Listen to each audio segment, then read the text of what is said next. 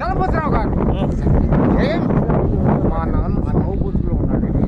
నేను డాక్టర్ని కాను, డాక్టర్ డబ్బు కావాలన్నాడు. ఇప్పటికే మీరు 3,000 బాకీ. మీ నాతో చెప్పి అండి ఎలా తీరుస్తావు?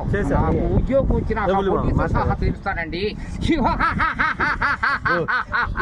పెళ్లికి బాకీ ఇస్తే కొడుకు పుట్టాక నా వద్ద నౌకరుగా పెడతానండి. నీళ్ళంటి నిర్దయుడప్పుడు అలా ఉంది నీ మాట.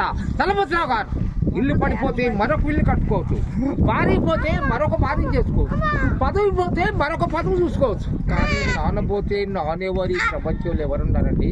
నా ఇష్టదైవం తప్పగా నేను ఎవరికి మొక్కలేదు. నీ పాదాలకు మొక్కుతాను. కాళ్ళు పట్టుకుంటే కలుగుతుందో హృదయం. మొన్న జరిగిన ఎన్నికల్లో సమాజం అంటూ యువ సంఘాన్ని కూడగట్టి నా మాట మీకు శ్రాయి చెప్తున్నా ప్రశ్నించావురా? నా దగ్గర నీ తాతగడ్డి వాళ్ళు దాచలేదు. వెళ్ళు చలపతిరావు గారు. పైనుంచే మేఘానికి ప్రవహించే చలిటికి